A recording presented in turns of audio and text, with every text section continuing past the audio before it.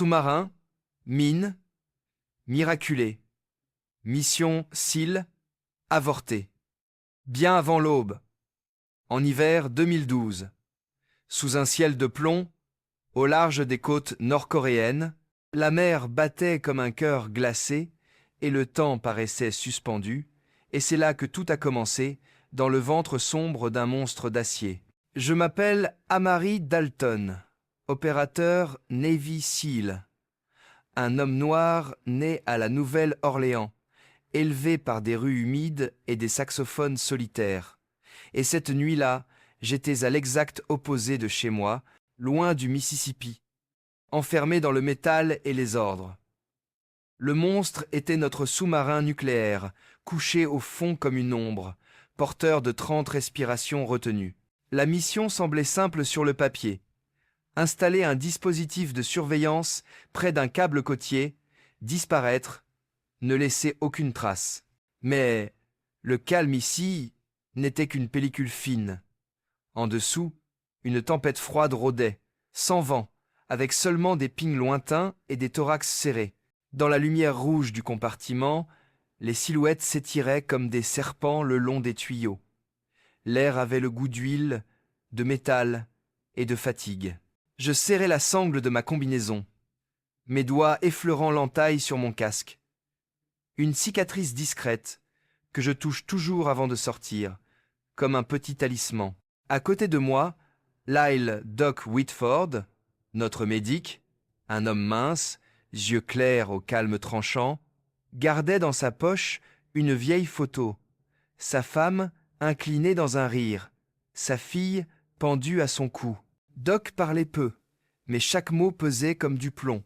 Il me lança un clin d'œil et chuchota. On trouvera un appui à Marie. Je hochaille, pas certain d'y croire, mais j'aimais la façon dont il disait appui, comme s'il y avait un rivage même au milieu de la glace. Nous nous glissâmes vers l'écoutille inondée menant aux 2 mini-sous-marins.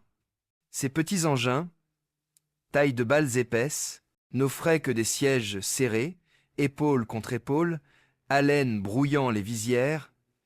Nous l'avions répété 100 fois, et pourtant cette nuit sonnait différemment, comme un instrument désaccordé. Un ping frappa la coque. Rond, froid, traversant l'acier pour vibrer dans nos os. Un sous-marin Roméo nord-coréen balayait l'eau, glissant juste au-dessus de nous, comme un requin humant sa propre ombre. Silence absolu. Tonna la voix du chef d'armes, lente et dure comme de la glace. Je n'entendais plus que mon cœur, la respiration de Doc qui modifiait son rythme et le crissement minuscule d'un gant serrant une barre, énorme comme un coup de tonnerre dans nos oreilles.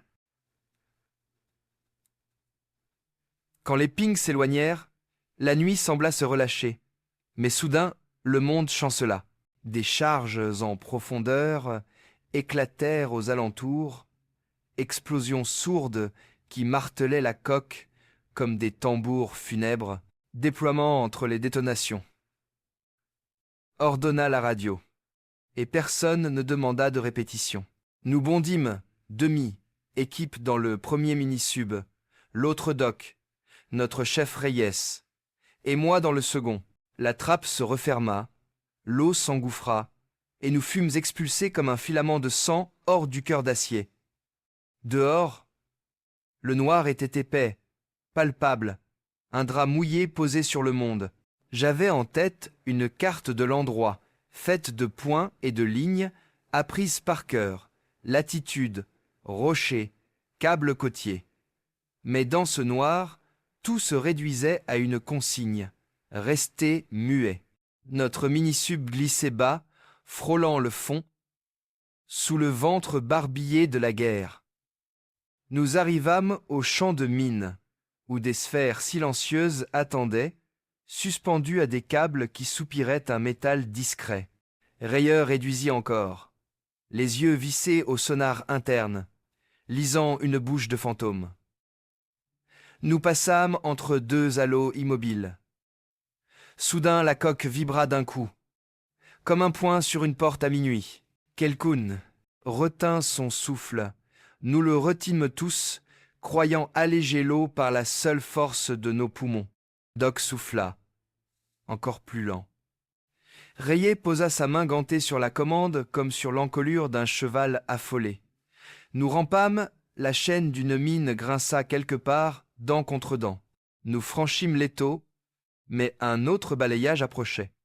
Au premier index du sonar ennemi, Reyes fit signe. Tout éteindre. La lumière mourut, l'écran se tut, ne laissant qu'un petit point rouge comme un œil aveugle. Nous nous posâmes sur le fond, cailloux noirs parmi d'autres cailloux noirs. Au-dessus, des palourds passaient en réalité des cavitations et des hélices. Mais c'était le bruit de bottes dans nos têtes. Les moteurs au loin battaient, sondaient, patrouillaient.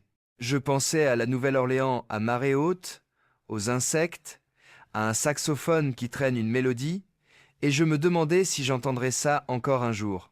Doc me tapota l'épaule, geste léger disant « Tant qu'on respire, on écoute ». Le temps s'étira comme une fissure sur une vitre, puis se tassa. Nous rallumâmes, quand le vacarme s'amincit. Et poursuivîmes. À 2000 du point d'insertion, une vibration sourde remonta par la structure. Rayet jura, regarda les jauges. Le panneau de pompe. Pompe auxiliaire, dit-il. Infiltration à l'arrière. Le genre de nouvelle qui transforme une averse en déluge quand le toit fuit. Pas de retour possible. Pas le temps. Pas de route sûre. Rester n'était pas une option. Nous devions abandonner l'engin, nager, poser l'appareil, évacuer. Nous scellâmes le dispositif dans un sac étanche, vérifiâmes les attaches, puis ouvrîmes la trappe comme on ouvre la bouche d'un puits sans fond. La mer de nuit mordit mes joues d'un froid interrogateur. Nous plongeâmes, suivîmes le cap, chaque geste mesuré, chaque coup de palme comptant pour l'oxygène. Quand mes bottillons heurtèrent le sable, le rivage était une ligne plus sombre que le noir. Nous rampâmes sur des pierrailles, respirant la boue et la varèche pourrie, avec un fil d'odeur de bois brûlé venu de la terre. Le rivage semblait calme, mais à l'écoute. Nous allâmes le sac jusqu'au rocher marqué sur nos cartes, une paume de pierre fendue, prête à recevoir. Doc monta la garde. Reyes et moi ouvrîmes, assemblâmes, gestes appris comme une chanson courte. Notre pouls se calmait quand une lueur bondit sur la gauche, une lampe torche. Un grincement d'aviron contre une coque en bois suivit, puis des voix basses, sèches, juste derrière les roseaux. Une barque apparut, vacillante, chantant sa vieille chanson de planche et d'eau. 2 hommes à bord, épais manteaux, bonnets tirés, yeux plissés par le vent. Ils nous virent, nous les vîmes. Le moment dura toute une vie et un clin d'œil. Rayet leva la main. Paume ouverte, signe de silence, signe d'aller. Le plus âgé, visage taillé dans la terre, eut une peur claire dans les yeux. Le plus jeune était raide. Sa main déjà posée sur un cadre de métal, arme usée, crochet, je ne savais pas. Doc souffla. Non. Mais le métal tinta. Tout éclata en gestes précipités, un vol d'étourneaux arraché à la branche. Rayeux bondit, arracha quelque chose. Le jeune grogna, le vieux cria, la lampe tomba, et la plage s'illumina comme frappée par un éclair. Je plongeai entre eux, voulant tout ramener à l'ombre. J'attrapais le poignet du jeune, serrai, signe de lâcher, signe de terre. Il me repoussa, nous roulâmes dans l'eau peu profonde, morsure glacée jusqu'au cœur. Doc retint le vieux, bredouillant un mélange d'anglais, de français, de coréen cassé. Pas de mal. Partez, s'il vous plaît. Le vieux planta son regard dans le mien, un souffle 2 yeux qui avaient vu trop d'hiver, puis hocha. Il poussa la barque. Le jeune hésita, recula enfin, mais une autre lumière trancha. La plage, non plus une lampe, mais un phare de véhicule filant la route côtière. Nous nous figeâmes. À cet instant, la mission se rompit, comme une corde de guitare le son traîna, inutile, entêtant. Nous verrouillâmes le dispositif au rocher, l'activâmes, un petit verre clignota, lent comme une respiration. Rayet lança, décroché. Nous replongeâmes, laissant derrière nous des pas que la vague n'effaçait pas assez vite. Au large, l'autre mini-sub approchait, le nôtre, à moitié noyé, n'était plus qu'une carcasse. L'équipe sœur nous accrocha. Nous remorquâmes la carcasse comme un chien blessé qu'on refuse d'abandonner. Sur le sonar, 2 masses grossissaient, venant en sens contraire, un sous-marin et un destroyer. Nous étions entre 2 filets qui se resserraient. « On passera entre eux », dit Rayet, voix réduite à un souffle. Personne ne demanda d'explication. Entre un submersible et un destroyer. Entre 2 mâchoires. S'ils nous captaient, nous deviendrions l'arête coincée entre 2 fauves. Pas d'autre issue. Derrière, des mines. Devant, la côte éveillée. De chaque côté, des yeux qui s'ouvraient.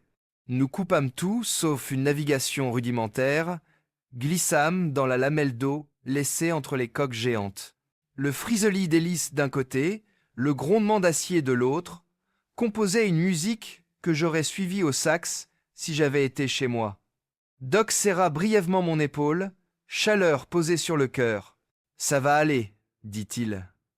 Et je crus, non aux mots, mais au fait que sa main ne tremblait pas. La surface devant nous éclata soudain en reflets tranchants. Il lâchait peu être des grenades sous-marines, peu être des mines à déclenchement. Je ne savais que la chose. L'eau changea de peau, la remorque tressaillit comme mordue. Le mini-sub mort se cabra, émergea à demi, offrant une silhouette coupable.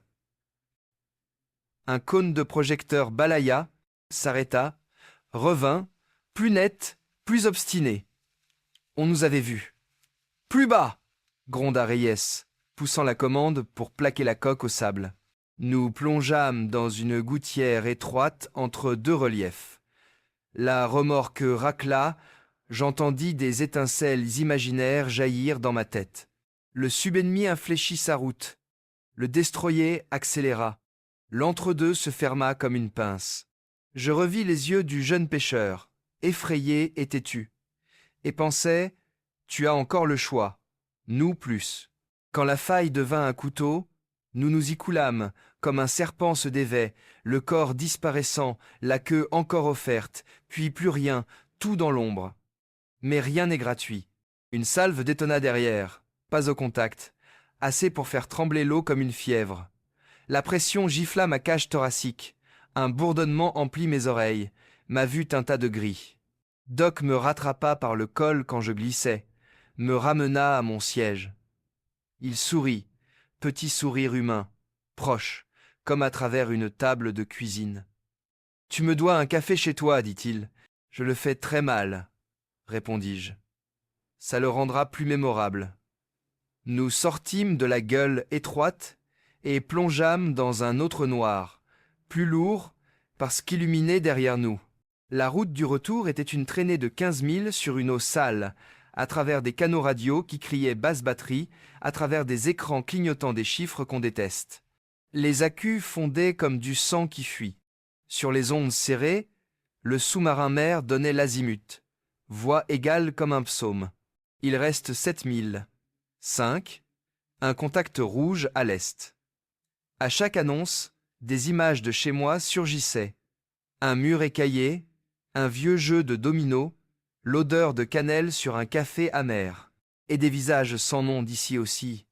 Les hommes de la barque, les soldats qui nous traquaient, des enfants dormant dans des villages qui ignoraient, l'orage au large. À 3 milles, l'alarme batterie hurla muette. La lumière pâlit comme une lampe à huile au vent. Doc posa une main sur son défibrillateur portatif, l'autre sur son sac. Il parlait moins. Il regarda une fois mon visage, puis l'avant, comme un col à franchir. Rayet demanda « À Marie, ça tient ?» Je hocha, même si le monde devenait un fil noir. « Faites-moi passer la porte, dis-je. Je trouverai le reste. » Personne ne rit. Tout le monde comprit. Le sous-marin-mer apparut au sonar, telle une montagne froide.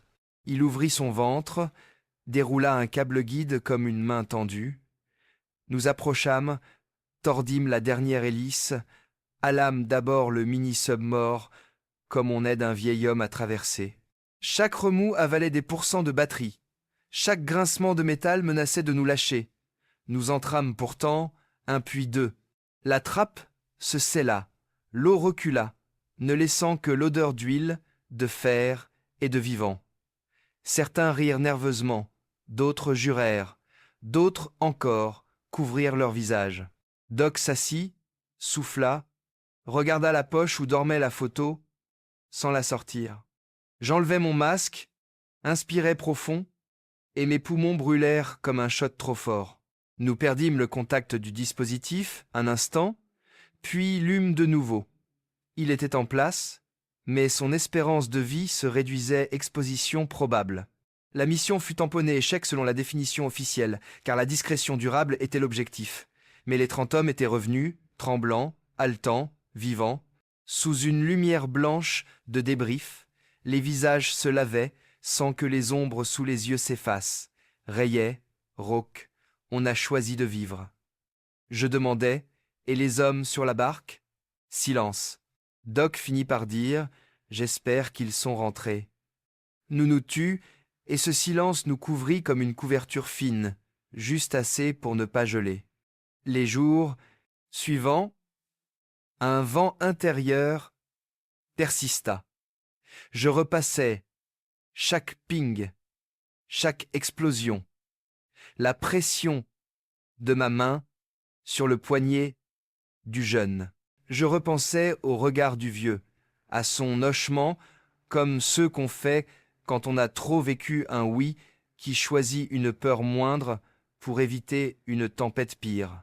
Dans des sommeils qui sentaient l'huile, je revis la plage, la lampe, et j'entendis un saxophone minuscule passer au-dessus de l'eau, oiseau en retard de saison. Ces jours-là, Doc et moi restions parfois au local machine, réparant des rayures sur les visières. Il parlait de sa fille, qui coloriait des soleils trop fluo. Je parlais de ma mère, qui faisait du gumbo en salant, comme on écrit une mesure. Nous évissions la mission, parlant d'odeurs et de sons, de choses qui retiennent les hommes au bord au lieu de les laisser partir. Un soir, je montais sur le pont, le vent piquait, l'horizon ressemblait à une lame. Je pensais au prix des choses qu'on ne raconte pas. Je pensais à un fil mince tendu entre nous, et ceux qu'on ne reverra pas, la guerre, ou ceux qui s'en approchent, nous les gens avec ces fils-là. Parfois, ils cassent, et l'on tombe. Parfois, ils tiennent, et on traverse un pont invisible. Cette nuit-là, le vent sifflait, et je m'entendis murmurer. On est passé, mais pas tout seul. Au port discret, nous écrivîmes nos rapports, des lignes sèches comme de la craie. Départ 0h30, sonar ennemi 0h53, déploiement sous charge, insertion à la nage, contact civil imprévu, probable compromission, extraction sous pression, récupération 9h23. Entre les lignes, des choses ne s'écrivent pas. La main de Doc sur mon épaule. La respiration commune sous un faisceau qui coupe la mer. Le regard de Reyes au moment de choisir la faille entre deux géants. Le grondement du sang dans mes oreilles quand la remorque coinçait. La sensation du sable sous mes genoux, quand je voulais retenir une seconde trop rapide. Doc sortit avant moi, me salua, puis s'arrêta. « Ah Marie, dit-il, quand tu rentreras à la Nouvelle-Orléans, je veux t'entendre jouer pour de vrai. Je souris, je joue comme je fais le café. Alors j'applaudirai plus fort. Une petite blague, un petit pont, mais elle me cloua devant la vitre, face à mon reflet un homme noir, fatigué, ni vieux ni jeune, avec des éclats d'eau dans le regard. Cet homme me regarda avec une question. « Que fais-tu de ce qui reste ?» Je ne répondis pas, parce que je n'avais pas encore de réponse. Une semaine plus tard, une rumeur perla quelque part, grain de sable dans le torrent d'infos. Certains nous nommèrent héros, D'autres, intrus. Je lus, puis pliai. Ces mots n'étaient pas sur le pont cette nuit-là. Là, il n'y avait que des humains, peur tue, froid partagé. Là, Doc était un père avec une photo, Reyes, une cicatrice au menton, et moi, un homme qui pensait à la Nouvelle-Orléans tout en gardant son souffle pour une langue d'eau trop étroite. Je n'étais ni le nom qu'il disait, ni l'ombre qu'il craignait.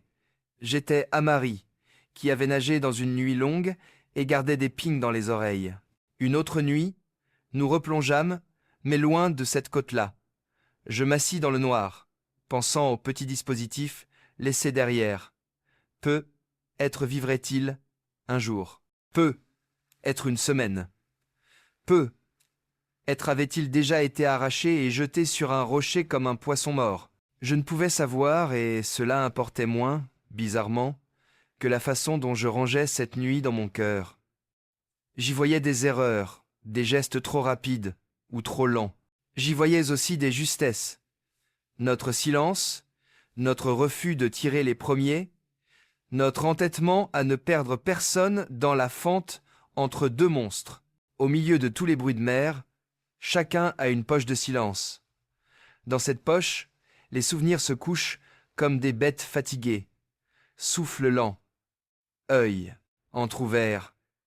J'y déposais cette nuit-là, sans prier pour qu'elle s'efface, sans la polir en médaille. Je la laissais avec le goût du gumbo, des notes maladroites de sax et un café raté qu'un ami boirait en riant quand même. Quand je pensais aux pêcheurs, je ne me pardonnais pas, je ne me jugeais pas. J'espérais seulement qu'ils étaient rentrés et qu'ils raconteraient une histoire simple de vent froid et d'ombre sans nom. Peu être oublierait-il, peu être non.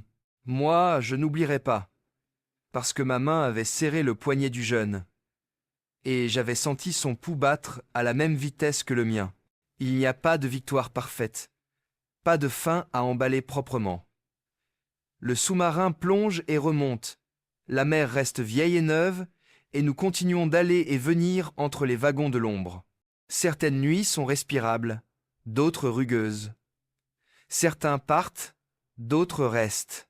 Et chaque fois que l'écoutille se ferme, j'entends l'eau presser derrière, me rappelant que je ne suis qu'un invité ici, comme tout être à poumons dans un monde qui n'en a pas besoin. Je pense à Doc, à Reyes, à ceux sans nom, et je dis tout bas, pour moi seul. On a fait ce qu'on pouvait, là où il y avait si peu à faire. Des mois plus tard, j'eus une permission et un billet pour le ciel humide de chez moi. La Nouvelle-Orléans remonta avec ses odeurs de boue, de sucre brûlé, de sueur et de musique. Je pris le vieux sax de mon oncle, soufflai quelques notes médiocres, puis d'autres plus hardies, me perdis, me retrouvai. Doc n'était pas là pour applaudir, mais j'entendais ses mains, régulières, chaudes. Je traversais un petit pont, regardais l'eau brune mordre doucement les rives.